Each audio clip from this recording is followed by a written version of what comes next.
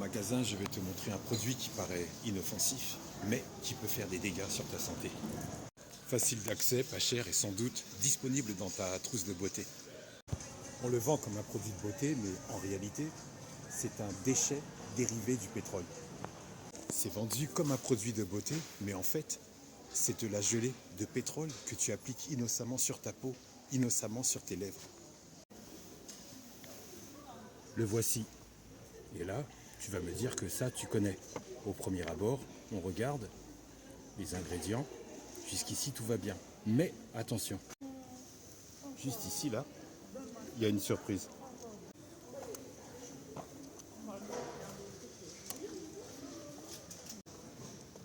Je te laisse regarder la liste.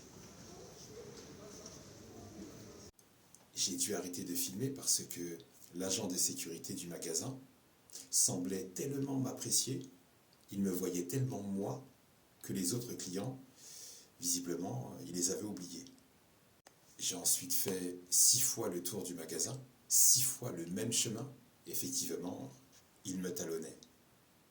Bref, chacun son taf, chacun sa parano professionnelle.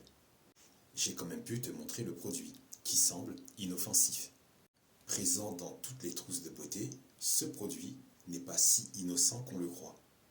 Si tu as regardé l'étiquette sur la liste des ingrédients, le premier ingrédient que tu as pu voir, c'était pétrolatum. Comme je te disais précédemment, c'est un dérivé du pétrole que tu appliques sur tes lèvres ou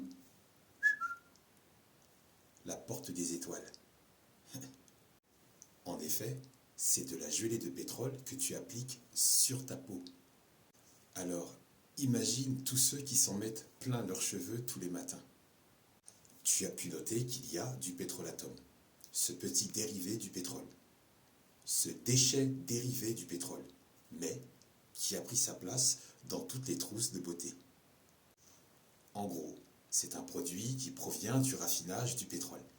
Un peu comme si on prenait un bon vieux baril de pétrole et qu'on le transformait en crème hydratante. Mais ça n'a pas de sens. Ça n'a pas de sens pour ta santé, mais ça a du sens pour leurs finances. Comme ça, quand ils traitent le pétrole, pour eux, pas de gaspillage.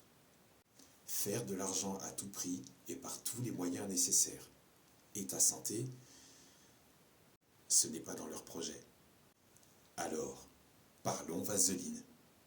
Elle est souvent vantée pour ses propriétés hydratantes. D'accord. Mais il y a un petit bémol. En fait, le pétrolatum forme une barrière exclusive sur ta peau. Ça veut dire qu'il empêche l'humidité de s'échapper, ce qui est intéressant pour garder la peau hydratée, mais aussi pour emprisonner les impuretés, les salissures, les bactéries sur ta peau. Est-ce que tu imagines le bazar? C'est comme si tu mettais un couvercle sur une casserole d'eau bouillante sans surveillance. Ça peut très vite faire déborder la situation. En ce qui concerne les lèvres, la vaseline peut donner une sensation de douceur, mais elle ne nourrit pas vraiment. Mais vraiment pas. C'est comme si tu mettais un joli vernis sur une voiture rouillée. Ça brille, mais ça ne résout pas le problème sous-jacent. Si tu utilises de la vaseline en permanence, tes lèvres pourraient devenir dépendantes de cette couche protectrice et tu te retrouves à en appliquer plus souvent, en emprisonnant les salissures, les impuretés et les bactéries.